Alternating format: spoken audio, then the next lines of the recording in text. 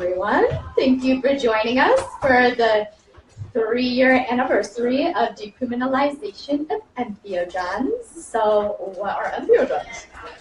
Mushrooms that contain psilocybin, cacti that contains mescaline, such as San Pedro, Peruvian torch, and peyote, iboga and ibogaine, and ayahuasca, which contains DMT.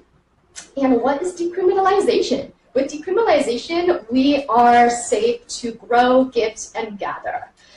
Selling is not under the decriminalization model. Also, you got to be 21 or over, and not on school grounds. So that counts, HSU. So let's talk about the history of how we got here. So in 2021, I just got out of the master's program, and I had enough time and energy to really put energy into decriminalizing Arcata. And David Poplin, who's going to be our first speaker, helped me. So it was me and David doing tabling every Saturday at the Arcata farmers market, and we got a ton of community members to sign letters. We got over 300. You literally need a community in order to decriminalize. This is how we did it. And a lot of people who wrote emails to the city council, and council member Sarah Schaefer supported us, and she helped us to get our resolution to decriminalize entheogens on the agenda. Talk about mushrooms, we're talking about the large macroscopic fungi that we see often. There's millions of little fungus that live in the ground that never produce mushrooms, but when we say the generic word mushroom, we're talking about the fruiting body of the organism, right? And the mycelium is obviously the larger portion of the organism's existence, i.e. be it in substrate or living in the ground in the soil, or living on dead material. Mushroom life cycles, most people are probably familiar with that. This is more of a drawing of, like, say, an agaricus mushroom, amanita type mushroom.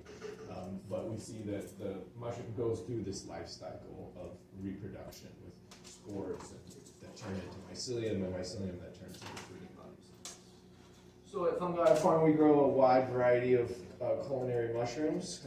We produce lion's manes and oysters and shiitakes and nekos and king oysters and also medicinal mushrooms, even though a lot of the mushrooms we eat have medicinal properties too, so there's not really any clear delineation between a medicinal mushroom and an edible mushroom that I like to see it. And that's what's so beautiful about, like, the fungal pharmacy, is you start seeing that people associate that as if reishi is a medicinal mushroom and shiitakes an edible mushroom, when shiitakes have incredible compounds of anti-cancer and anti-aging and amazing compounds and medicinal properties in themselves that are really, really good for us, right?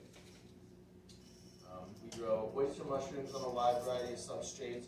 We also promote the cultivation of people growing their own mushrooms, and one of the really popular ways that we do that is with log culture, and that is an incredible benefit to our community, specifically when we live in a region with massive biomass of small diameter trees that we can then turn into medicinal and edible mushrooms by helping the forest, helping ourselves, and turning that wood into protein for us.